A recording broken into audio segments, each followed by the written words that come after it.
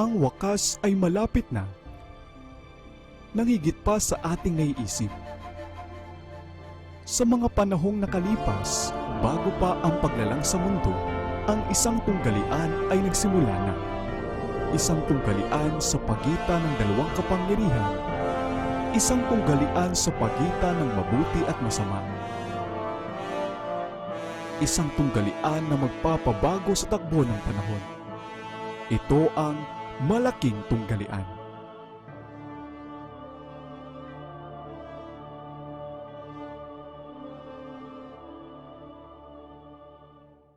Kabanata 33, ang unang malaking pandaraya.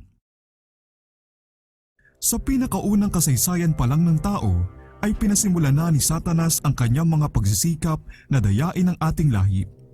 Siyang nagsulsol ng paghihibagsik sa langit ay hinangad na makaisa ang mga naninirahan sa lupa sa pakikidigma niya laban sa pamahalaan ng Diyos.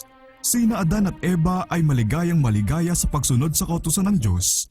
At ang katotohanan ito ay patuloy na patotoo laban sa pahayag na iginigiit ni Satanas sa langit na ang kautusan daw ng Diyos ay malupit at sagabal sa kabutihan ng kanyang mga nilalang. Gamit ang ahas bilang kasangkapan niya na noon ay isang nilalang na may kaakit-akit na hitsura, siya'y nagsalita kay Eva. Sinabi ba ng Diyos, huwag ninyong kakainin ang mula sa alinmang punong kahoy sa halamanan? Henesis 3:1. Sinabi ng babae sa ahas, makakain namin ang bunga ng mga punong kahoy sa halamanan, subalit sinabi ng Diyos, huwag ninyong kakainin ang bunga ng punong kahoy na nasa gitna ng halamanan. Huwag din ninyo itong hihipuin, kundi kayo'y mamamatay.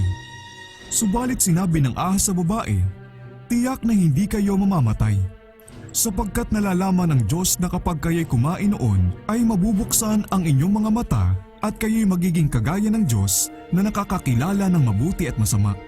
Henesis 3:2-5. Si Eva ay nagpatukso at sa pamamagitan ng kanyang impluwensya, si Adan ay nagkasala rin. Tinanggap nila ang mga sinabi ng ahas na hindi totoo ang sinabi ng Diyos. Hindi nila pinagtiwalaan ang lumikha sa kanila at inisip na hinihigpitan niya ang kanilang kalayaan at maaari silang magtamo ng higit pang karunungan at pagkakataas sa paglabag sa kanyang kautusan. Ang kaisa-isahang nangako kay Adan ng buhay sa pamamagitan ng pagsuway ay ang dakilang mandaraya.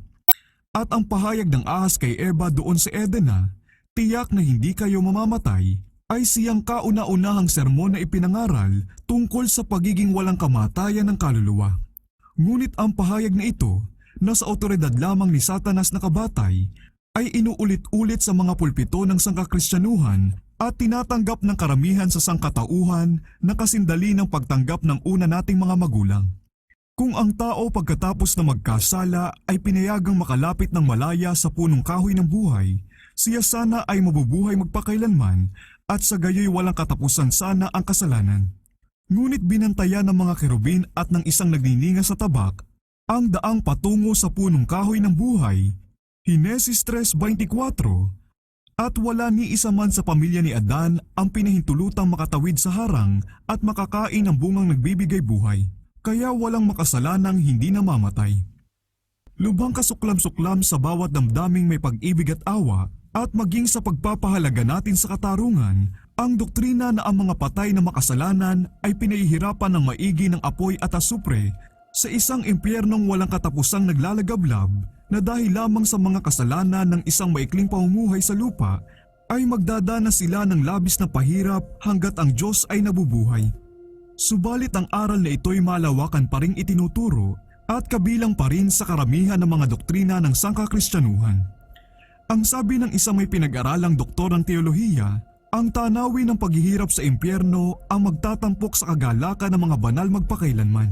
Kapag nakita nilang nakalubog sa ganong paghihirap ang ibang tao, nakapareho nila ang likas at ipinanganak sa ganong ding kalagayan at sila'y talagang naiiba, ito ang magpapadama sa kanila kung gaano sila kasaya o nakakapangilabot na kalapastanganan. Higit pa sa kakayahan ng isipan ng tao ang matantya ang kasamaang nagawa ng maling paniniwala sa walang hanggang pagpapahirap. Ang relihiyon ng Biblia na punong-puno ng pag-ibig at kabutihan at sagana sa kawaan ay pinadidilim ng pamahiin at dinadamta ng kilabot. Kung iisipin natin kung anong mga maling kulay ang ipinipinta ni Satanas sa karakter ng Diyos, magtataka pa ba tayo kung bakit ang ating maawaing manglalalang ay kinakatakutan, pinangingilabutan at kinamumuhian pa nga? Ang mga nakapangihilakbot na paniniwala tungkol sa Diyos na kumalat sa buong sanglibutan mula sa mga itinuturo sa pulpito ay gumawa ng libo-libo, milyon-milyon pa ngang mapag-alinlangan at walang relihiyon. Ang teorya sa walang hanggang pagpapahirap ay isa sa mga maling doktrina na bumubuo sa alak ng mga kasuklam-suklam na bagay ng Babylonia na ipinainom niya sa lahat ng mga bansa. Apokalipsis 14:8 at 17:2. Ang Diyos ay nagbigay sa mga tao ng pahayag tungkol sa kanyang karakter at sa kanyang pamamaraan na pakikitungo sa kasalanan. Lahat ng masama ay lilipulin niya. Ang mga sumusuway ay sama-samang pupuksain. Ang susunod na lahi ng masama ay puputulin. Awit 145:20 at 37:38. Ang kapangyarihan at otoridad ng banal na pamahalaan ay gagamitin upang lupigin ang paghihimagsik. Subalit lahat ng kapahayagan ng katarungang pangkaparusahan ay ganap na kaayon ng karakter ng Diyos bilang maawain, hindi magagalitin at mabait na katauhan. Ang kabayaran ng kasalanan ay kamatayan, ngunit ang kaloob ng Diyos na walang bayad ay buhay na walang hanggan kay Kristo Jesus na Panginoon natin. Roma 6:23. Ang sabi ng isang kinasihang manunulat, gayon may sandali na lamang at ang masama ay mawawala na. Kahit tingnan mong mabuti ang kanyang lugar, siya ay wala roon. Awit 37:10. At sinasabi ng isa pa, sila'y magiging wari bang sila'y hindi nabuhay. Obadias 16. Dahil balot ng labis na kasamaan, sila'y lulubog sa walang pag-asa at walang hanggang pagkalimot. Ganyan wawakasan ang kasalanan, pati ang lahat ng kasawian at pagkawasak na ibinunga nito. Ang sabi ng mga awit, nilipol mo ang masama, pinawi mo ang kanilang pangalan magpakailanman. Ang kaaway ay naglaho sa walang hanggang pagkawasak. Awit 9:5-6. Sa ibabaw ng pangunahing kamaliang ito na ang tao'y likas raw na immortal o walang kamatayan, ay nakasalig ang doktrina na ang patay daw ay may malay. Isang doktrina na, gaya ng walang katapusang paghihirap, ay salungat sa mga itinuturo ng kasulatan, sa mga idinidikta ng katwiran, at sa mga damdamin nating mga tao. Ano ba ang sinasabi ng mga kasulatan tungkol sa mga bagay na ito? Sinasabi ni David na ang tao ay wala ng malay kapag siya'y namatay na. Ang kanyang espiritu ay humiwalay, siya'y bumabalik sa kanyang lupa, sa araw ding iyon ay naglalaho ang kanyang mga panukala. Awit 146:4. Ganon din ang patotoo ni Solomon. Nalalaman ng mga buhay na sila'y mamamatay, ngunit hindi nalalaman ng patay ang anumang bagay. Ang kanilang pag-ibig, pagkapuot at ang pagkainggit ay nawala na. Wala na silang anumang bahagi pa magpakailanman sa anumang bagay na nagawa na sa ilalim ng araw. Walang gawa, kaisipan, kaalaman, ni karunungan man sa siyol na iyong patutunguhan.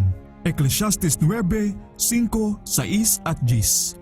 Kahit saan sa banal na kasulatan ay walang makikitang pahayag na pagkamatay ay pumupunta na ang mga matuwid sa kanilang gantimpala o ang mga makasalanan sa kanilang kaparusahan. Ang mga patriarka at propeta ay hindi nag-iwan ng ganyang katiyakan. Si Kristo at ang kanyang mga apostol ay hindi man lang ito na ipahiwatig. Maliwanag na itinuturo ng Biblia na ang mga patay ay hindi kaagad-agad na pumupunta sa langit. Sila'y inilalalawang natutulog hanggang sa muling pagkabuhay. Una Tesalonica 4:14, Job 14:10-12. Sa mismong araw na ang panaling pilak ay mapatid at ang mangkok na ginto ay mabasag, ang iniisip ng mga tao ay nawawala na. Silang nananaog sa libingan ay payapa. Wala na silang alam pa sa anumang nangyayari sa silong ng araw. Job 14:21. Kay palad na pamamahinga para sa pagod na mga banal. Ang panahon, matagal man o madali, ay isang saglit lang para sa kanila. Sila'y natutulog, sila'y gigisingin ng trumpeta ng Diyos tungo sa isang maluwalhating kawalang kamatayan. Sapagkat ang trumpeta ay tutunog at ang mga patay ay mabubuhay na walang pagkasira. Subalit kapag itong may pagkasira ay mabihisa ng walang pagkasira at itong may kamatayan ay mabihisa ng walang kamatayan, ay mangyayari ang salitang nasusulat. ang kamatayan ay nilamon ng pagtatagumpay. 1 Korinto 15:52-55.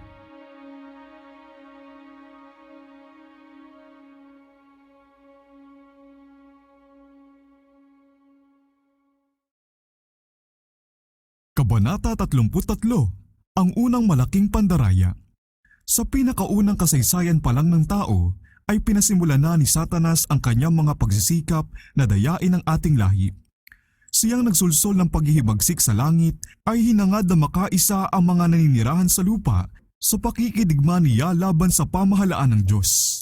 Sina Adan at Eva ay maligayang maligaya sa pagsunod sa kautusan ng Diyos, at ang katotohanan ito ay patuloy na patotoo laban sa pahayag na iginigiit ni Satanas sa langit na ang kautusan daw ng Diyos ay malupit at sagabal sa kabutihan ng kanyang mga nilalang. At bukod pa dito, si Satanas ay naiinggit nang makita niya ang magandang tahanang inihanda para sa mga walang kasalanang mag-asawa. Kanyang ipinasyang sila'y pabagsakin upang kapag sila'y naihiwalay na niya sa Diyos at mapasailalim sa kanyang kapangyarihan, magiging pag-aari na niya ang lupa at dito'y may tatatag ang kanyang kaharian laban sa kataas-taasan. Kung ipinakita ni Satanas ang kanyang sarili sa tunay niyang likas, agad sana siyang itinaboy sapagkat sina Adan at Eva ay binigyan ng babala laban sa mapanganib na kaaway na ito, ngunit siya'y gumawa sa dilim na itinatago ang kanyang pakay upang maisagawa niya ng mas maigi ang kanyang layunin. Gamit ang ahas bilang kasangkapan niya, na noon ay isang nilalang na may kaakit-akit na hitsura, siya'y nagsalita kay Eva. Sinabi ba ng Diyos, huwag ninyong kakainin ang mula sa alinmang punong kahoy sa halamanan? Henesis 3:1. Kung iniwasan lang sana ni Eva ang makipagtalo sa manunukso, ligtas sana siya, subalit siya'y nangahas na makipag-usap sa kanya, kaya't siya'y naging biktima ng kanyang mga pangdaraya. Ganyan ang nangyayari kung bakit marami pa rin ang nagagapi. Sila'y nag-aalinlangan at nakikipagtalo tungkol sa mga ipinag-uutos ng Diyos, at sa halip na sundin ang mga banal na utos, ay tinatanggap nila ang mga teorya ng tao na tagapagkubli lamang ng mga pakana ni Satanas. Sinabi ng babae sa ahas, makakain namin ang bunga ng mga punong kahoy sa halamanan, subalit sinabi ng Diyos, huwag ninyong kakainin ang bunga ng punong kahoy na nasa gitna ng halamanan. Huwag din ninyo itong hihipuin, kundi kayo'y mamamatay. Subalit sinabi ng ahas sa babae, tiyak na hindi kayo mamamatay. Sapagkat nalalaman ng Diyos na kapag kayo'y kumain noon ay mabubuksan ang inyong mga mata at kayo'y magiging kagaya ng Diyos na nakakakilala ng mabuti at masama. Henesis 3:2-5. Sinabi niya na sila'y magiging kagaya ng Diyos, mag-aangkin ng mas malawak na karunungan kaysa dati at may kakayahang makaabot sa mas mataas pang kalagayan ng pamumuhay. Si Eva ay nagpatukso at sa pamamagitan ng kanyang impluensya, si Adan ay nagkasala rin. Tinanggap nila ang mga sinabi ng ahas na hindi totoo ang sinabi ng Diyos. Hindi nila pinagtiwalaan ang lumikha sa kanila at inisip na hinihigpitan niya ang kanilang kalayaan at maaari silang magtamo ng higit pang karunungan at pagkakataas sa paglabag sa kanyang kautusan. Ngunit pagkatapos na magkasala, ano ang natuklasan ni Adan na kahulugan ng mga salitang, sa araw na ikaw ay kumain niyaon ay tiyak na mamamatay ka? Natuklasan ba niya, gaya ng ipinaniwala sa kanya ni Satanas, na ang ibig sabihin nito'y magsisimula na siya sa isang mas mataas na kalagayan ng pamumuhay? Kung gayon ay meron nga talagang malaking kabutihang papakinabangin sa pagsuway at si Satanas ay talagang ang tagapagpala ng sangkatauhan. Ngunit hindi ito ang natuklasan ni Adan na kahulugan ng banal na sentensya. Sinabi ng Diyos na bilang parusa sa kanyang kasalanan, ang tao ay babalik sa alabok na pinagkunan sa kanya. Ikaw ay alabok at sa alabok ka babalik. Henesis 3:19. Ang sinabi ni Satanas na mabubuksan ang iyong mga mata ay napatunayang totoo lamang sa paraang ito. Pagkatapos na suwayin ni Adan at Eva ang Diyos, ang kanilang mga mata ay nabuksan para makita ang kanilang kahangalan. Nalaman nga nila ang masama at natikman nila ang mapait na bunga ng pagsuway. Sa gitna ng Eden ay naroon ang punong kahoy ng buhay na ang bungay may kapangyarihang magpamalagi ng buhay. Kung si Adan lamang ay nanatiling masunurin sa Diyos, patuloy sana niyang natatamasa ang kalayaang makalapit sa punong kahoy na ito at nabuhay sana siya magpakailanman. Ngunit nang siya'y magkasala, siya'y pinagbawalan ng kumain ng bunga ng punong kahoy ng buhay at mapasailalim siya sa kamatayan. Ang banal na sentensyang, ikaw ay alabok at sa alabok ka babalik, ay tumutukoy sa lubos na pagkalipol ng buhay. Ang pagiging immortal o walang kamatayan na ipinangako sa tao sa kondisyong siya'y susunod ay nawala dahil sa pagsuway. Hindi kayang isali ni Adan sa susunod niyang lahi yung wala naman sa kanya at wala sanang pag-asa para sa nagkasalang lahi kung hindi inilagay ng Diyos sa abot kamay nila ang kawalang kamatayan sa pamamagitan ng pagsasakripisyo ng kanyang anak. Bagaman dumating sa lahat ng mga tao ang kamatayan, sapagkat lahat ay nagkasala, si Kristo ay nagdala sa buhay at sa kawalan ng kamatayan sa liwanag sa pamamagitan ng Ebanghelyo. Roma 5:12, 2 Timoteo 1:10. At sa pamamagitan lamang ni Kristo maaaring makamit ang pagiging immortal. Ang sabi ni Jesus, ang sumasampalataya sa anak ay may buhay na walang hanggan, ngunit ang hindi sumusunod sa anak ay hindi makakakita ng buhay. Juan 3:36. Ang bawat tao ay maaaring magtaglay ng walang kasing halagang pagpapalang ito kung siya ay susunod sa mga kondisyon.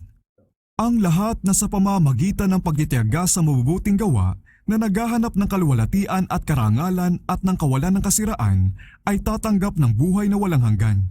Roma 2:7. Ang kaisa-isahang nangako kay Adan ng buhay sa pamamagitan ng pagsuway ay ang dakilang mandaraya.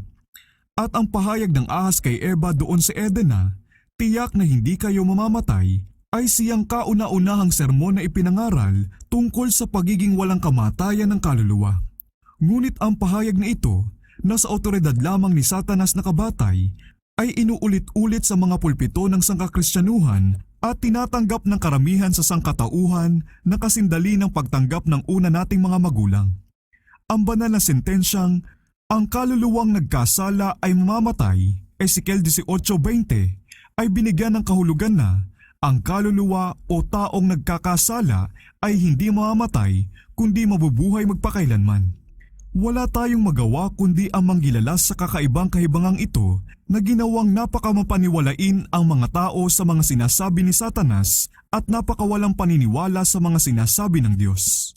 Kung ang tao pagkatapos na magkasala ay pinayagang makalapit ng malaya sa punong kahoy ng buhay, siya sana ay mabubuhay magpakailanman at sa gayoy walang katapusan sana ang kasalanan.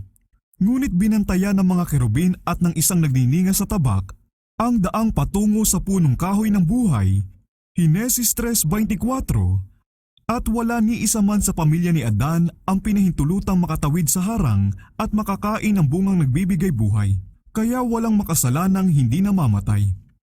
Ngunit pagkatapos na magkasala ang tao, inutusan ni Satanas ang kanyang mga anghel na gumawa ng isang tanging pagsisikap na itanim sa isipan ng tao ang paniniwala sa likas na immortalidad o pagiging walang kamatayan ng tao.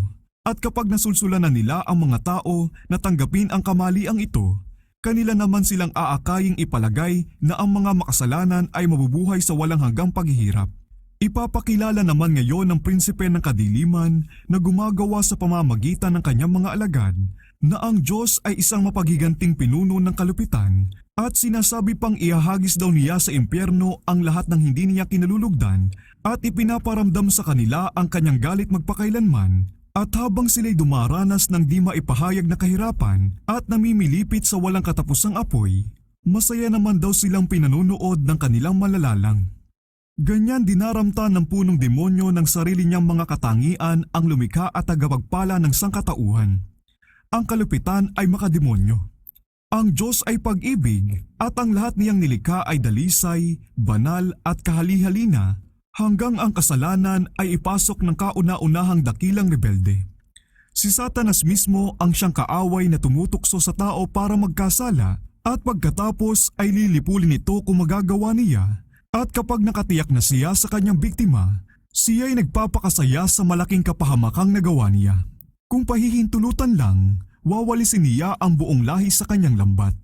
Kung hindi lang namamagitan ang kapangyarihan ng Diyos, wala ni isa mang anak ni Adan ang makakatakas.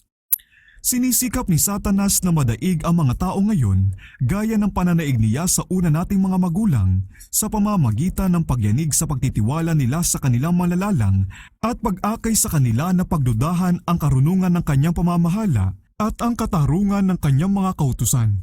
Ipinakikilala ni Satanas at ng kanyang mga sugo na ang Diyos ay mas masama pa kaysa kanila para lang ipagmatuwid ang sarili nilang kasama at paghihimagsik.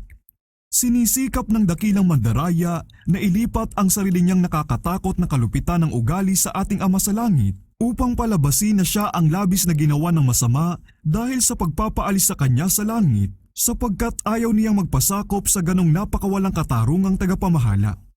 Ipinipresenta niya sa sangkatauhan ang kalayaang maaari nilang matamasa sa ilalim ng banayad niyang pamamahala kataliwas ng pang-aaliping ipinapataw ng mahigpit na utos ni Jehova. Ganyan siya nagtatagumpay sa pag-akit sa mga kaluluwa palayo sa kanilang pagtatapat sa Diyos.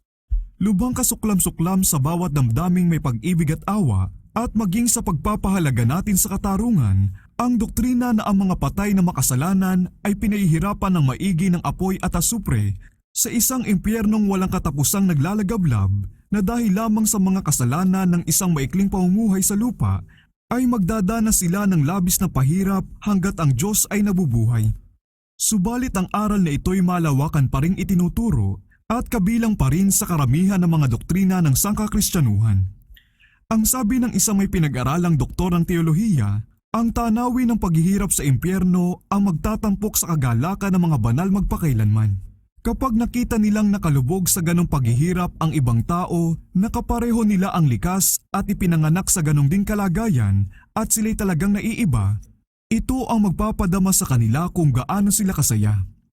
Ang isa naman ay ginamit ang pananalitang ito, habang ang hatol ng pagsumpa ay walang hanggang nagaganap sa mga lalagyan ng galit, ang usok ng kanilang paghihirap na sa halip na nakikibahagi sa mga kahiyahiyang bagay na ito ay sasabihin, Amen, Alleluia, purihin ang Panginoon. Saan sa mga pahina ng salita ng Diyos makikita ang ganyang turo? Ang mga natubos ba sa langit ay mawawalan na ng lahat ng damdamin, ng awat kahabagan at pati ng mga pakiramdam ng karaniwan sa sangkatauhan? Ang mga ito ba ay mapapalitan ng kawalang malasakit na mga taong parang bato o ng kalupitan ng mga taong hindi sibilisado? Hindi ganyan ang turo ng aklat ng Diyos. Yung mga naghaharap ng mga kuro-kurong ipinapahayag sa mga siping nasa itaas ay maaaring may pinag-aralan at mga tapat na tao pa nga, subalit sila'y inililigaw ng mga panglilinlang ni Satanas. Pinangungunahan niya sila na bigyan ng maling kahulugan ang matibay na pahayag ng kasulatan na ang pananalita nito'y bigyang kulay ng galit at kasamaang nauukol sa kanyang sarili at hindi sa ating malalalang. Kung paanong buhay ako, sabi ng Panginoong Diyos, ay wala akong kasiyahan sa kamatayan ng masama, kundi ang masama ay tumalikod sa kanyang lakad at mabuhay. Manumbalik kayo mula sa inyong masasamang lakad, sapagkat bakit kayo mamamatay? Ezekiel 33:11. Anong pakinabang sa Diyos kung tatanggapin natin na siya'y natutuwang makita ang walang tigil na pagpapahirap, na siya'y naaaliw sa mga daing at mga tili at mga pagmumura ng mga nagdurusang nilalang na kanyang pinipigilan sa apoy ng impyerno? Ang mga nakapangingilabot bang ingay na ito ay magiging isang musika sa pandinig ng walang hanggang pag-ibig? May mga nagigiit na ang pagpaparusa raw ng walang katapusang pagpapahirap sa mga masasama ay magpapakita sa galit ng Diyos sa kasalanan bilang kasamaang nakakapinsala sa kapayapaan at kaayusan ng sangsinukob. O nakakapangilabot na kalapastanganan na para bang ang galit ng Diyos sa kasalanan ay siyang dahilan kung bakit ito'y pamamalagiin. Sapagkat ayon sa mga turo ng mga teologong ito, ang tuloy-tuloy na paghihirap na walang pag-asa sa kahabagan ay nagpapagalit ng labis sa mga hamak na biktima nito at habang ibinubuhos nila ang kanilang galit sa pamamagitan ng mga pagmumura at kalapastanganan, ay lalo raw nilang dinadagdagan magpakailanman ang kanilang pasan na kasalanan. Ang kaluwalhatian ng Diyos ay hindi nadaragdagan sa ganyang pamamalagi na patuloy na dumaraming kasalanan hanggang sa walang katapusang panahon. Higit pa sa kakayahan ng isipan ng tao ang matantya ang kasamaang nagawa ng maling paniniwala sa walang hanggang pagpapahirap.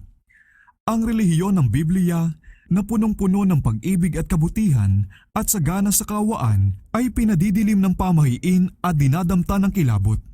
Kung iisipin natin kung anong mga maling kulay ang ipinipinta ni Satanas sa karakter ng Diyos, magtataka pa ba tayo kung bakit ang ating maawaing manglalalang ay kinakatakutan, pinangingilabutan at kinamumuhian pa nga?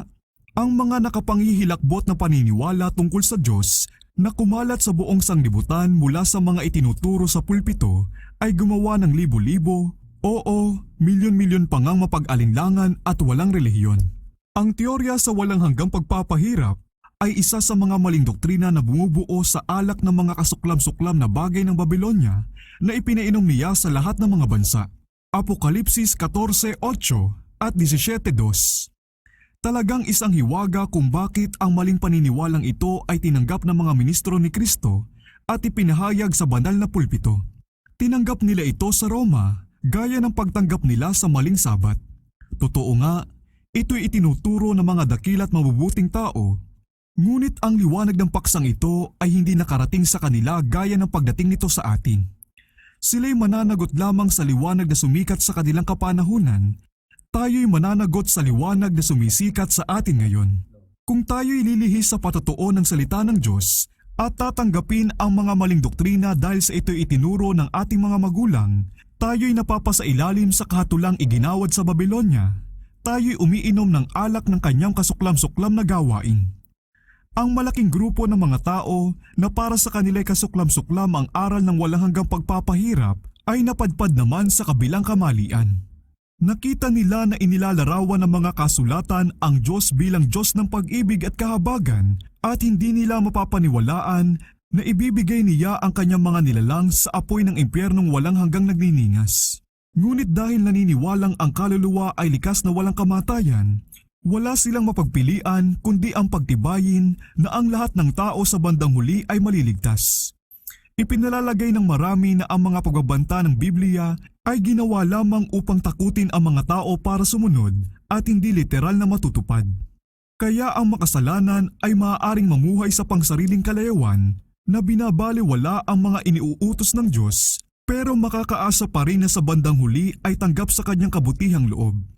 Ang ganyang doktrina na lubhang pinasasalamatan ang kahabagan ng Diyos, subalit winawalang bahala ang kanyang katarungan ay nakalulugod sa pusong makalaman at pinalalakas ang loob ng mga makasalanan sa kanilang kasamaan. Upang ipakita kung paanong binabaluktot ng mga naniniwala sa pangkahalatang kaligtasan ng kasulatan para patunayan ang kanilang mga doktrinang nagpapahamak ng mga kaluluwa, kailangan lamang nabanggitin ang sarili nilang sinasabi. Sa libing ng isang kabataang hindi makadiyos na agad na namatay sa isang aksidente, pinili ng isang universalistang ministro bilang talata niya ang pahayag sa kasulatan tungkol kay David. Siya'y naaaliw na tungkol kay Amnon, yamang siya ay patay na. 2 Samuel 13:39. Madalas akong tinatanong, sabi ng tagapagsalita, kung ano ang magiging kapalaran ng mga pumanaw sa sanglibutan na makasalanan, namatay marahil sa mga kalasingan, namatay nang may bahid pa rin ng dugo ng krimen sa kanilang mga damit, o namatay kagaya ng kabataang ito na kailanmay hindi nakapagpahayag ng pananampalataya o nagkaroon ng karanasang pangrelihiyon. Tayo'y nasisiyahan sa kasulatan. Ang kasagutan nito ay lulutas sa mga nakakapangilabot na suliraning ito. Si Amnon ay lubhang makasalanan. Hindi siya nagsisi, siya ay nilasing, at habang lasing, siya ay pinatay. Si David ay isang propeta ng Diyos. Alam niya kung magiging mabuti o hindi para kay Amnon sa kabilang buhay. Ano ang ipinahayag ng kanyang puso? Si Haring David ay nanabik na puntahan si Absalom sapagkat siya'y naaliw na tungkol kay Amnon, yamang siya ay patay na. 2 Samuel 13:39. At ano ang pahiwatig ng pananalitang ito? Hindi ba't walang bahagi sa kanyang paniniwalang pangrelihiyon ang walang katapusang pagdurusa? Ganyan din ang pagkaunawa natin. At dito'y natutuklasan natin ang isang matagumpay na paliwanag bilang suporta sa mas nakalulugod, mas naliwanagan at mas mabait na palagay tungkol sa huling pandaigdigang kalinisan at kapayapaan. Siya'y naaliw na, yamang ang kanyang anak ay patay na. At bakit nga ba? Dahil sa pamamagitan ng mata ng propesiya ay kaya niyang tumanaw sa maluwalhating hinaharap At makita ang anak na iyon na inilayo sa lahat ng tukso, pinalaya sa pagkaalipit nilinis sa mga kasamaan ng kasalanan, at pagkatapos na gawing may sapat na kabanalan at kaliwanagan, ay tinanggap sa kapulungan ng mga umakyat at nagkakatuwa ang espiritu. Ang tangi niyang kaaliwan na ito, sa pagkakaalis mula sa kasalukuyang kalagayan ng kasalanan at paghihirap, ang kanyang mahal na anak ay naparoon sa lugar na pinakamarangal na paghinga ng banal na espiritu ay mabubuhos sa nadidiliman niyang kaluluwa, na doon ang kanyang isipan ay mabubuksan sa karunungan ng langit at sa matamis na kaligayahan ng walang maliw na pag-ibig, at sa gayoy naihanda taglay ang napabanal na likas upang tamasahin ang kapahingahan at samahan ng makalangit na pamana. Sa mga kaisipang ito, tayo'y makikilalang naniniwala na ang kaligtasan ng langit ay hindi nakabatay sa anumang magagawa natin sa lupang ito, ni sa pagbago ng puso ngayon, ni sa kasalukuyang paniniwala, o kaya sa kasalukuyang pagpapahayag ng relihiyon. Ganyan inuulit-ulit na nagsasabing ministro ni Kristo ang kasinungalingan na sinabi ng ahas sa Eden. Tiyak na hindi kayo mamamatay. Kapag kayo'y kumain noon ay mabubuksan ang inyong mga mata at kayo'y magiging kagaya ng Diyos. Sinasabi niya na ang mga pinakamasasamang makasalanan, ang mga mamamatay tao, ang mga magnanakaw, ang mga mangangalunya, matapos mamatay ay magiging handa ng pumasok sa walang hanggang kaligayahan. At saan kinuha ng tagapagpilipit na ito ng kasulatan ang kanyang mga konklusyon? Mula sa iisang pangungusap na nagpapahayag ng pagpapasakop ni David sa pangangasiwa ng Diyos. Ang kanyang kaluluwa ay nananabik na puntahan si Absalom sapagkat siya'y naaliw na tungkol kay Amnon, yamang siya ay patay na. Dahil napalambot na ng panahon ang tindi ng kanyang kalungkutan, ang kanyang mga iniisip ay nabaling mula sa namatay na anak tungo sa buhay na anak, na lumayas dahil natakot sa nararapat na kaparusahan ng kanyang krimen. At ito raw ang patunay na nang mamatay, ang mahalay at lasing na si Amnon ay kaagad daw na nailipat sa tahanan ng lubos na kaligayahan upang linisin doon at ihanda para sa pakikisama ng mga hindi nagkasalang anghel. Talaga ngang isa itong nakalulugod na kasinungalingan, angkop na makapagpalugod sa pusong makalaman. Ito ay sariling doktrina ni Satanas at mahusay nitong ginagawa ang kanyang gawain. Dapat pa ba tayong magulat na sa ganyang pagtuturo ay dumarami ang kasamaan? Ang daang tinatahak ng isang bulaang tagapagturong ito ay naglalarawan sa landasin ng marami pang iba. Ang ilang pananalita ng kasulatan ay inihihiwalay sa konteksto na sa maraming pagkakataon ay nagpapakita na ang kahulugan ng mga ito ay sadyang kabaliktaran pala ng pakahulugang ibinigay rito, at ang ganyang pinaghiwa-hiwalay ng mga talata ay pinipilipit at ginagamit na patunay sa mga doktrinang walang batayan sa salita ng Diyos. Ang patotoong binanggit bilang patunay na ang lasing na si Amnon ay nasa langit na ay isang palapalagay lamang na sadyang tinututulan ng maliwanag at positibong pahayag ng kasulatan na walang maglalasing na magmamana ng kaharian ng Diyos. 1 Korinto 6:10. Ganyan ginagawang kasinungalingan ng mga mapagduda, mga walang paniniwala at mga mapag-alinlangan ang katotohanan. At napakarami na ang nadaya ng kanilang panglilinlang at pinatulog sa duyan ng kasiguraduhang makalaman. Kung totoo nga na ang mga kaluluwa ng lahat ng tao ay lumilipat diretso sa langit sa oras ng kamatayan, di mas maigi pang naisin natin ang mamatay kaysa mabuhay. Marami ang naakay ng paniniwalang ito na tapusin na ang kanilang buhay. Kapag lipos ng problema, kabalisahan at kabiguan, parang isang madaling bagay na ang putulin na ang malutong na hibla ng buhay at lumipad na patungo sa lubusang kaligayahan ng walang hanggang daigdig. Ang Diyos ay nagbigay sa kanyang salita ng matibay na patunay na parurusahan niya ang mga lumalabag sa kanyang kautusan. Yung mga niloloko ang kanilang sarili, na lubang napakamaawain daw ng Diyos para magpairal ng katarungan sa mga makasalanan, ay kailangan lamang tumingin sa krus ng Kalbaryo. Ang kamatayan ng walang dungis na anak ng Diyos ay nagpapatotoo na ang kabayaran ng kasalanan ay kamatayan, na ang bawat paglabag sa kautusan ng Diyos ay dapat tumanggap ng makatwirang kaparusahan nito. Si Kristo na walang kasalanan ay naging kasalanan dahil sa tao. Kanyang tiniis ang bigat ng pagsalangsang at ang pagkukubli ng mukha ng kanyang ama hanggang sa mawasak ang kanyang puso at ang kanyang buhay ay makitil. Ang lahat ng sakripisyong ito ay ginawa upang ang mga makasalanan ay matubos. Wala nang ibang paraan pa para mapalaya ang tao sa parusa ng kasalanan. At ang bawat kaluluwang ayaw maging kabahagi ng katubusang inilaan sa ganon kalaking halaga ay dapat dalhin sa sarili niyang katauhan ang bigat at kaparusahan ng pagsalangsang. Pag-aralan natin kung ano pa ang itinuturo ng Biblia tungkol sa mga makasalanan at sa di nagsisisi na inilalagay ng mga universalista sa langit bilang banal at masasayang mga anghel. Ang nauuhaw ay aking paiinumin ng walang bayad sa bukal ng tubig ng buhay. Apokalipsis 21:6. Ang pangakong ito ay para lamang doon sa mga nauuhaw. Walang iba kundi yung mga nakakadama lamang ng pangangailangan nila sa tubig ng buhay at hahanapin ito mawala man ang lahat ng bagay ang siyang bibigyan nito. Ang magtagumpay ay magmamana ng mga bagay na ito at ako'y magiging Diyos niya at siya'y magiging anak ko.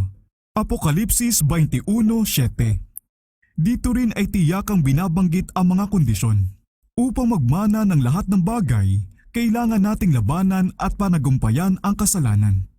Sinasabi ng Panginoon sa pamamagitan ni Propeta Isaias, "Sabihin ninyo sa matuwid na iyon ay sa ikabubuti nila. Kahabag-habag ang masama, ikasasama nila iyon sapagkat ang ginawa ng kanyang mga kamay ay gagawin sa kanya."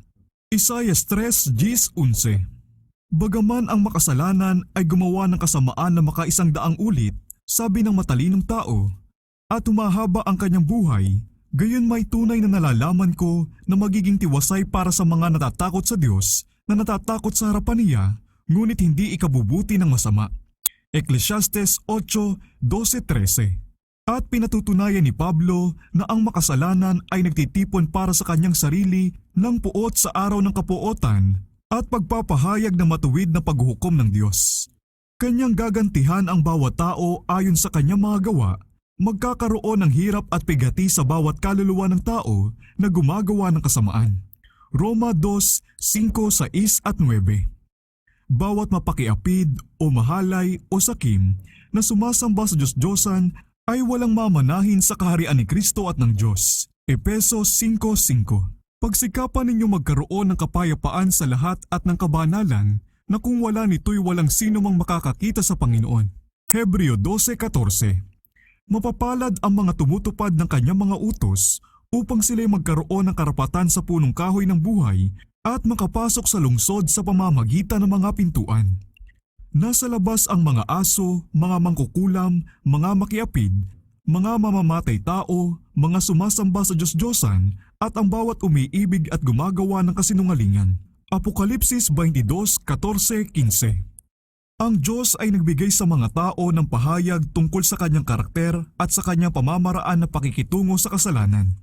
Ang Panginoon, isang Diyos na puspos ng kahabagan at mapagpala, hindi magagalitin at sagana sa wagas na pag-ibig at katapatan, na nag-iingat ng wagas na pag-ibig sa libo-libo, na nagpapatawad ng kasamaan, ng pagsuway at ng kasalanan, ngunit sa anumang paraan ay hindi ituturing na walang sala ang may sala. Exodo 34:6-7. Lahat ng masama ay lilipulin niya. Ang mga sumusuway ay sama-samang pupuksain. Ang susunod na lahi ng masama ay puputulin. Awit 145:20 at 37:38. Ang kapangyarihan at otoridad ng banal na pamahalaan ay gagamitin upang lupigin ang paghihimagsik.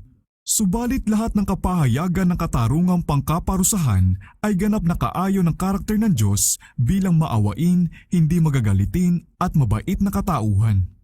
Hindi pinipilit ng Diyos ang kalooban o pagpapasya ng sinuman. Hindi siya nalulugod sa pagsunod na parang alipin. Nais niyang mahalin siya ng mga nilalang ng kanyang mga kamay dahil siya'y karapat-dapat na mahalin. Gusto niyang sundin nila siya dahil meron silang matalinong pagpapahalaga sa kanyang karunungan, katarungan at kabutihang loob. At ang lahat ng may tamang pagkaunawa sa katangiang ito ay magmamahal sa kanya at napapalapit sa kanya dahil sa paghanga sa kanyang mga katangian. Ang prinsipyo ng kabutihan, kaawaan at pag-ibig na itinuro at inihalimbawa ng ating tagapagligtas ay kopya ng kalooban at karakter ng Diyos. Sinabi ni Kristo na wala siyang itinuturo kundi yun lamang natanggap niya mula sa kanyang Ama. Ang mga prinsipyo ng banal na pamamahala ay ganap na kaayon ng alituntunin ng tagapagligtas na ibigin ninyo ang inyong mga kaaway. Mateo 5:44. Ang Diyos ay nagpapairal ng katarungan sa mga masasama para sa kabutihan ng sangsinukob at para sa kabutihan din ng mga dinadalaw ng kanyang kahatulan. Pasasayahin niya sila kung magagawa niya iyon ayon sa kautusan ng kanyang pamahalaan at sa katuwiran ng kanyang karakter. Pinalilibutan niya sila ng palatandaan ng kanyang pag-ibig, binibigyan sila ng pagkaalam sa kanyang kautusan at sinusundan sila ng mga alok ng kanyang kaawaan. Subalit hinamak nila ang kanyang pag-ibig, winalanghalaga ang kanyang kautusan at tinanggihan ang kanyang kahabagan. Samantalang patuloy na tumatanggap ng kanyang mga kaloob, sinisiraan nila ang tagapagbigay, kinamumuhian nila ang Diyos dahil alam nilang kinasusuklaman niya ang kanilang mga kasalanan. Ang Panginoon ay matagal nang nagtitiis sa kanilang katigasan ng ulo, subalit ang tiyak na oras ay darating din sa wakas na ang kanilang kahahantungan ay pagpapasyahan na. Kanya ba ngayong gagapusin sa kanyang tabi ang mga rebeldeng ito? Pupwersahin ba niya sila na gawin ang kanyang kalooban? Yung mga pumili kay Satanas bilang pinuno nila at kinokontrol ng kanyang kapangyarihan ay hindi handang pumasok sa presensya ng Diyos. Pagmamalaki, pandaraya, kahalayan at kalupitan ay naging permihan na sa kanilang pagkatao. Makakapasok kaya sila sa langit upang manirahan magpakailanman kasama ng mga hinamak at kinamuhian nila sa lupa? Hindi kailanman magiging kasiyasiya sa mga sinungaling ang katotohanan, hindi makakalugod sa kapalaluan at pagmamalaki ang kaamuan, hindi katanggap-tanggap sa mga makasalanan ang kalinisan, ang walang pag-iimbot na pagmamahal ay hindi kaakit-akit sa mga makasarili. Anong pagmumula ng kagalakan ang maiaalok ng langit para doon sa mga gumon na gumon sa mga makalupa at pangsariling kapakanan? Yun bang ang mga buhay ay ginugol sa paghihimagsik laban sa Diyos ay kaagad na malilipat sa langit at masasaksihan ang mataas at banal na kalagayan ng kasakdalan na laging umiiral doon na bawat kaluluwa'y puspos ng pag-ibig, bawat mukha'y nasisinaga ng kagalakan, may nakakagalak na musika ng matatamis na awiting pumapailang lang para sa kapurihan ng Diyos at ng Kordero, at walang tigil na agos ng liwanag na dumadaloy mula sa mga tinubos, mula sa mukha niya na nakaupo sa trono. Yun bang ang mga puso ay puno ng pagkamuhi sa Diyos, sa katotohanan at sa kabanalan, ay makakasama doon sa napakaraming tao sa langit at makakasali sa kanilang mga awitan ng papuri? Matatagalan kaya nila ang kaluwalhatian ng Diyos at ng Kordero? Hindi, hindi. Marami ng taon ng palugit ang ibinigay sa kanila para sila'y makabuo ng karakter para sa langit. Subalit kailanmay hindi nila sinanay ang kanilang isip na kahiligan ang kalinisan, hindi nila natutunan ang salita ng langit. At ngayoy huling-huli na. Ang buhay ng paghihimagsik laban sa Diyos ang siyang sa kanila'y nagpaging hindi angkop para sa langit. Ang kalinisan, kabanalan at kapayapaan nito ay magiging pahirap sa kanila. Ang kaluwalhatian ng Diyos ay magiging isang apoy na tumutupok. Hahangarin nilang makatakas sa banal na lugar na iyon. Malugod nilang tatanggapin ang pagkalipol upang sila'y maikubli mula sa mukha niyang namatay para tubusin sila. Ang kahahantungan ng masasama ay itinatakda ng sarili nilang pagpili. Ang di pagtanggap sa kanila sa langit ay kusang loob nila at katarungan at kahabagan naman sa panig ng Diyos. Gaya ng tubig noong baha, ang apoy ng dakilang araw ay nagpapahayag sa hatol ng Diyos na ang masasama ay wala ng lunas pa. Wala silang hilig na magpasakop sa banal na kapamahalaan. Ang kanilang kalooban ay sinanay sa paghihimagsik at kapag ang buhay ay tapos na, talagang huli na upang ibaling ang agos ng kanilang isipan sa kabilang direksyon. Huling-huli na upang tumalikod sa pagsuway tungo sa pagsunod, sa pagkamuhi tungo sa pagmamahal. Sa pagpapaligtas sa buhay ng mamamatay taong si Cain, ay binigyan ng Diyos ang mundo ng isang halimbawa kung ano ang magiging resulta kapag papabayaang mamuhay ang makasalanan upang magpatuloy sa isang pamumuhay ng di mapigilang kasamaan. Sa impluwensya ng turo at halimbawa ni Cain, napakarami sa lahi niya ang naitulak sa pagkakasala hanggang sa naging napakasama na ng tao sa lupa at ang bawat haka ng mga pag-iisip ng kanyang puso ay palagi na lamang masama. At naging masama ang daigdig sa harapan ng Diyos at ang lupa ay napuno ng karahasan. Henesis 6:5-11. Dahil sa pagkahabag sa sanglibutan, Nilipol ng Diyos ang masasamang taong naninirahan dito noong panahon ni Noe. Dahil sa kahabagan, tinupok niya ang masasamang taga-Sodoma. Sa pamamagitan ng mapandayang kapangyarihan ni Satanas, natatamo ng mga gumagawa ng kasamaan ang pagdamay at paghanga at sa gayoy laging umaakay ng iba sa paghihimagsik. Ganyan ang nangyari noong kapanahunan ni Cain at ni Noe at noong panahon ni Abraham at Lot at ganyan din sa ating kapanahunan. Dahil sa kahabagan sa sangsinukob, kung bakit sa wakas ay lilipulin ng Diyos ang mga di tumanggap sa kanyang biyaya. Ang kabayaran ng kasalanan ay kamatayan, ngunit ang kaloob ng Diyos na walang bayad ay buhay na walang hanggan kay Kristo Jesus na Panginoon natin. Roma 6:23. Samantalang ang mamanahin ng mga matutuwid ay buhay, kamatayan naman ang kabahagi ng masasama. Sinabi ni Moises sa Israel, "Inilagay ko sa harap mo sa araw na ito ang buhay at kabutihan, kamatayan at kasamaan." Deuteronomeo 30:15. Ang kamatayang tinutukoy sa mga talatang ito ay hindi yung inihatol kay Adan, sapagkat ang buong sangkatauhan ay dumaranas ng kaparusahan ng kanyang pagsuway. Ito ay ang ikalawang kamatayan na inihahambing sa buhay na walang hanggan. Bilang bunga ng kasalanan ni Adan ay dinanas ng buong lahi ng tao ang kamatayan. Ang lahat ay pare-parehong nananaog sa libingan. At sa pamamagitan ng mga paglalaan ng panukala ng kaligtasan, ang lahat ay ibabangon sa kanilang mga libingan. Magkakaroon ng muling pagkabuhay ng mga matuwid at ng mga hindi matuwid, sapagkat kung paanong kay Adan ang lahat ay namamatay, gayon din kay Kristo ang lahat ay bubuhayin. Gawa 24:15, 1 Corinto 15:22. Ngunit may pagkakaiba ang dalawang klase ng taong ibabangon. Ang lahat ng nasa libingan ay makakarinig ng kanyang tinig at magsisilabas. Ang mga gumawa ng mabuti ay tungo sa pagkabuhay na muli sa buhay at ang mga gumawa ng masama ay tungo sa pagkabuhay na muli sa kahatulan. Juan 5:28-29. Silang mga itinuring na karapat-dapat sa pagkabuhay na muli sa buhay ay mapalad at banal. Sa mga ito ay walang kapangyarihan ang ikalawang kamatayan. Apokalipsis 20:6. Ngunit yung mga hindi nagtamo ng kapatawaran sa pamamagitan ng pagsisisi at pananampalataya ay dapat tanggapin ang kaparusahan ng kanilang pagsuway, ang kabayaran ng kasalanan. Daranas sila ng kaparusahan na may magkakaibang tagal at tindi ayon sa kanilang mga gawa, ngunit sa wakas ay magtatapos din ang ikalawang kamatayan. Apokalipsis 20:12-15 at 21:8. At dahil imposible para sa Diyos na iligtas ang makasalanan sa mga pagkakasala niya, alinsunod sa kanyang katuwiran at kahabagan, pagkakaita niya siya ng buhay na naiwala niya dahil sa kanyang mga pagsalansang, na dito'y pinatutunayan niyang hindi siya karapat-dapat. Ang sabi ng isang kinasihang manunulat, "Gayon may sandali na lamang at ang masama ay mawawala na. Kahit tingnan mong mabuti ang kanyang lugar, siya ay wala roon." Awit 37 Gs. At sinasabi ng isa pa, sila'y magiging wari bang sila'y hindi nabuhay. Obadias 16. Dahil balot ng labis na kasamaan, sila'y lulubog sa walang pag-asa at walang hanggang pagkalimot.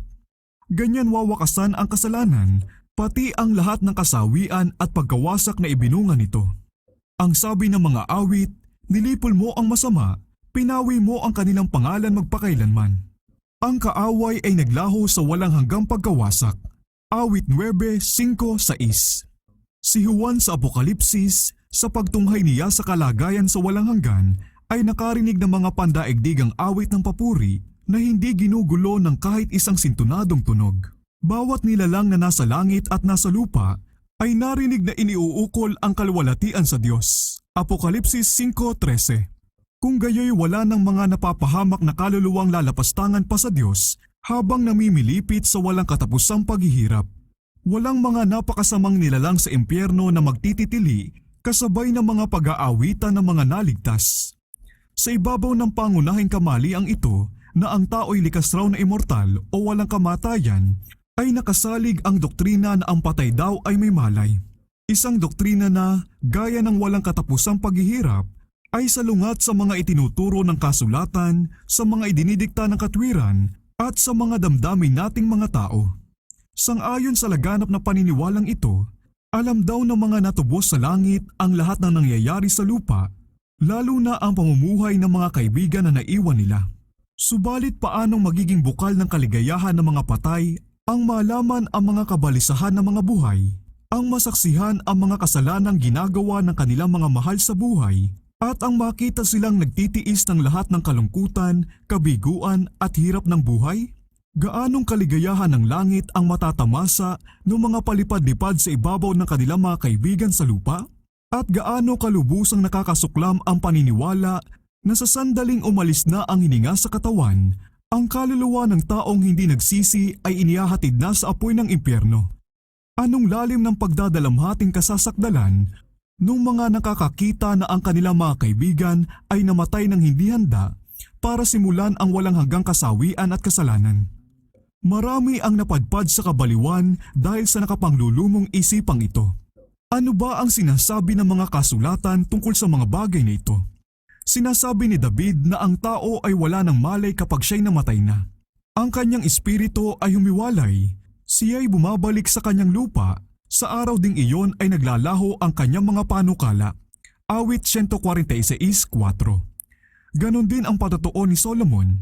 Nalalaman ng mga buhay na sila'y mamamatay, ngunit hindi nalalaman ng patay ang anumang bagay. Ang kanilang pag-ibig, pagkapuot at ang pagkainggit ay nawala na. Wala na silang anumang bahagi pa magpakailanman sa anumang bagay na nagawa na sa ilalim ng araw. Walang gawa, kaisipan, kaalaman, ni karunungan man sa siyol na iyong patutunguhan. Ecclesiastes 9:5, 6 at 10. Noong ang buhay ni Hezekias ay pinatagal pa ng 15 taon bilang kasagutan sa kanyang panalangin, ang nagpapasalamat na hari ay nagbigay sa Diyos ng isang parangal ng papuri dahil sa kanyang kahabagan. Sa awit na ito ay sinabi niya ang dahilan kung bakit siya nagagalak ng ganon. Hindi ka maaaring pasalamatan ng siyol o ng libingan. Hindi ka maaaring papurihan ng kamatayan. Silang nagsisibaba sa hukay ay hindi makakaasa sa iyong katapatan. Ang buhay, siya'y nagpapasalamat sa iyo gaya ng ginagawa ko sa araw na ito. Isaias 38:18-19.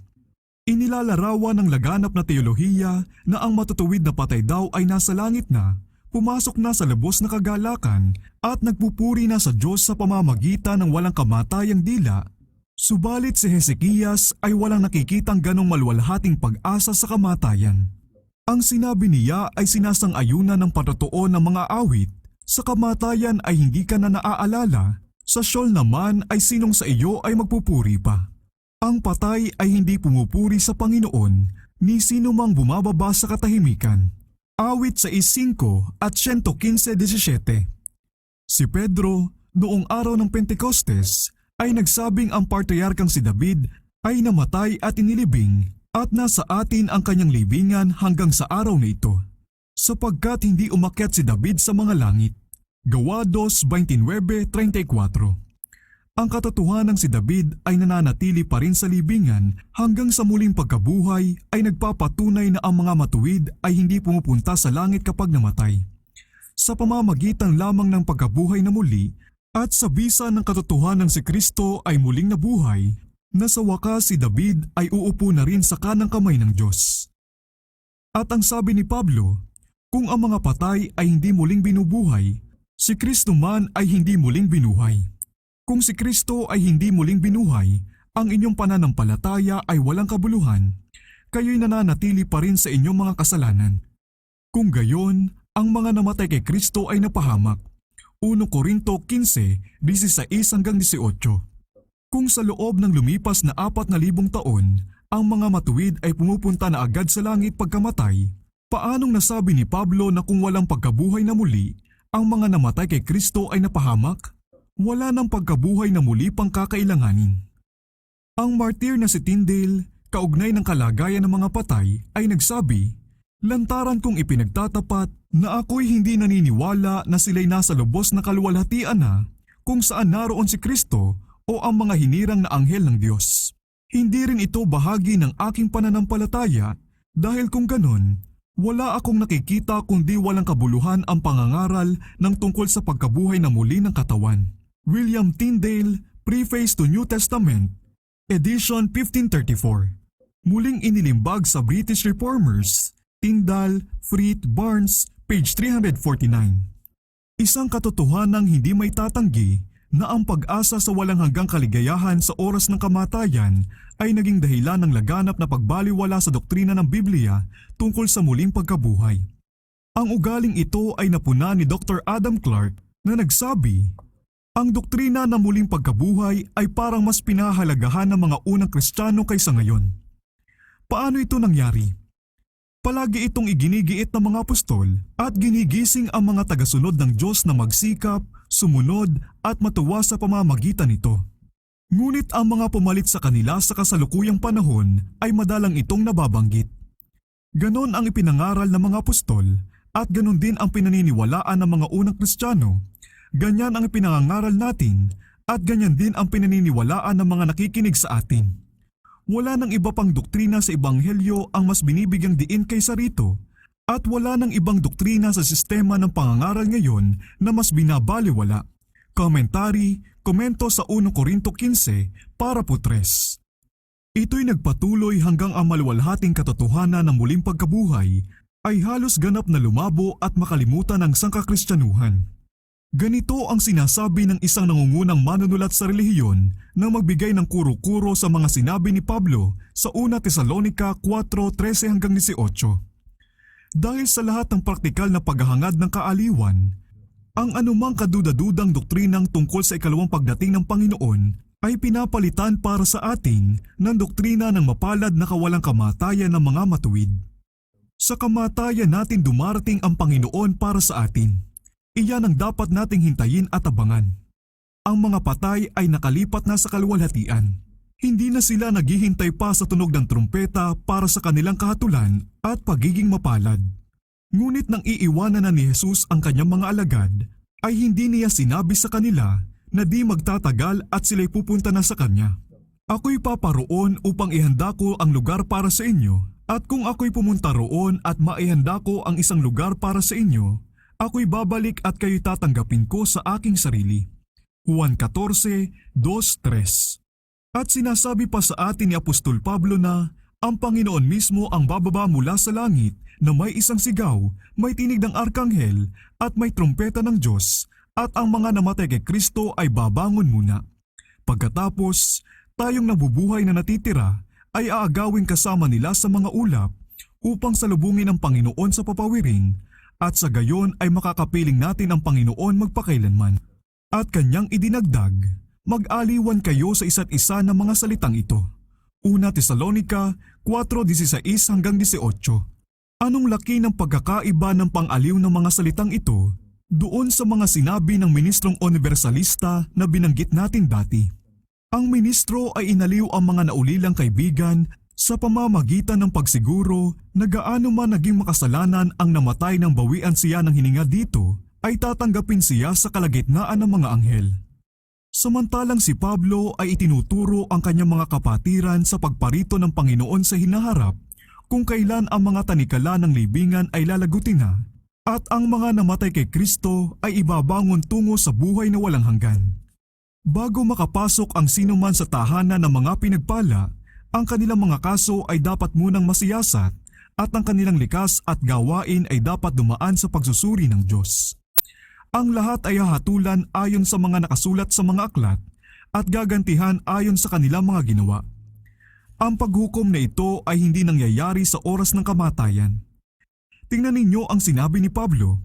Itinakda niya ang isang araw kung kailan niya hahatulan ang sanglibutan ayon sa katuwiran sa pamamagitan ng lalaking kanyang itinalaga, at tungkol dito'y binigyan niya ng katiyakan ang lahat ng tao nang kanyang muling buhayin siya mula sa mga patay. Gawa 17:31. Dito'y malinaw na sinasabi ng apostol na isang tiyak na panahon na noon ay sa hinaharap pa ang itinakda para hukuman ang sanglibutan. Ang panahong ding iyon ang tinutukoy ni Judas. Ang mga anghel na hindi nag-ingat ng kanilang sariling katungkulan, kundi iniwan ang kanilang sariling tirahan, ay iginapos niya sa mga tanikalang walang hanggan sa pinakamalalim na kadiliman hanggang sa paghukom sa dakilang araw. At muli inulit niya ang sinabi ni Enoch, narito, Dumating ang Panginoon na kasama ang kanyang laksa-laksang mga banal upang igawad ang hatol sa lahat. Judas 6:14 at 15. Sinasabi ni Juan na nakita niya ang mga patay, mga dakila at mga hamak na nakatayo sa harapan ng trono at binubuksan ang mga aklat, at ang mga patay ay hinatulan ayon sa kanilang mga gawa ayon sa nakatala sa mga aklat. Apokalipsis 20:12.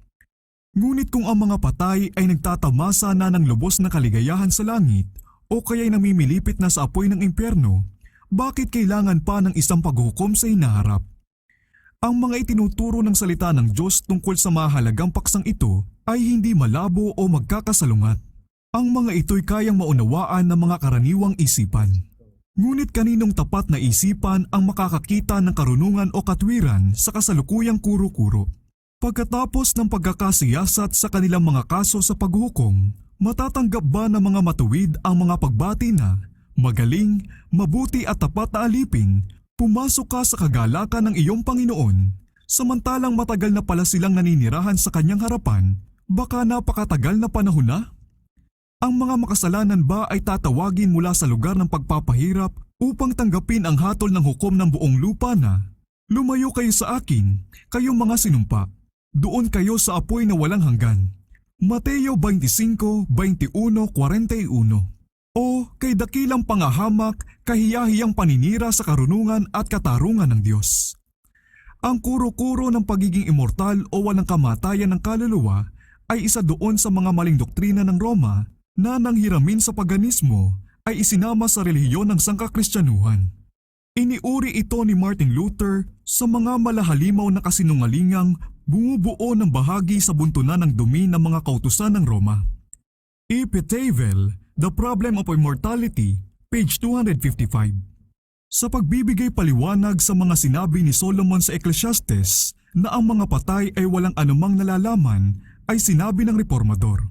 Ito'y isa pang talata na nagpapatunay na ang mga patay ay walang pakiramdam. Sabi niya ay wala ng tungkulin, walang siyensya, walang kaalaman, walang karunungan doon. Ipinahahayag ni Solomon na ang mga patay ay natutulog at walang anumang nararamdaman. Dahil nakahiga lang doon ang mga patay na hindi inaalala ang mga araw o mga taon, ngunit kapag sila'y ginising na, para lang silang natutulog ng wala pang isang minuto. Martin Luther, Exposition of Solomon's Book called Ecclesiastes, page 152. Kahit saan sa banal na kasulatan ay walang makikitang pahayag na pagkamatay ay pumupunta na ang mga matuwid sa kanilang gantimpala o ang mga makasalanan sa kanilang kaparusahan. Ang mga patriarka at propeta ay hindi nag-iwan ng ganyang katiyakan. Si Kristo at ang kanyang mga apostol ay hindi man lang ito na ipahiwatig. Maliwanag na itinuturo ng Biblia na ang mga patay ay hindi kaagad-agad na pumupunta sa langit. Sila'y inilarawang natutulog hanggang sa muling pagkabuhay. Una Tesalonica 4:14, Job 14:10-12. Sa mismong araw na ang panaling pilak ay mapatid at ang mangkok na ginto ay mabasag, ang iniisip ng mga tao ay nawawala na. Ecclesiastes 12:6. Silang nananaog sa libingan ay payapa. Wala na silang alam pa sa anumang nangyayari sa silong ng araw. Job 14:21. Kay palad na pamamahinga para sa pagod na mga banal. Ang panahon, matagal man o madali, ay isang saglit lang para sa kanila. Sila'y natutulog, sila'y gigisingin ng trumpeta ng Diyos tungo sa isang maluwalhating kawalang kamatayan. Sapagkat ang trumpeta ay tutunog at ang mga patay ay mabubuhay na walang pagkasira, subalit kapag itong may pagkasira ay mabihisan ng walang pagkasira, at itong may kamatayan ay mabihisan ng walang kamatayan, ay mangyayari ang salitang nasusulat. Ang kamatayan ay nilamon ng pagtatagumpay. 1 Corinto 15:52-55. Kapag sila'y tinawagan na sa kanilang mahimbing na pagkakatulog, sila'y magsisimulang mag-isip kung saan sila napatigil sa pag-iisip. Ang huling pakiramdam ay kirot ng kamatayan, ang huling iniisip ay yung pagkahulog nila sa ilalim ng kapangyarihan ng libingan. Kapag bumangon na sila sa libingan, ang kauna-unahan nilang masayang kaisipan ay aalingaw-ngaw sa sigaw ng tagumpay. O kamatayan, nasaan ang iyong pagtatagumpay? O kamatayan, nasaan ang iyong tibo? 1 Corinto 15:55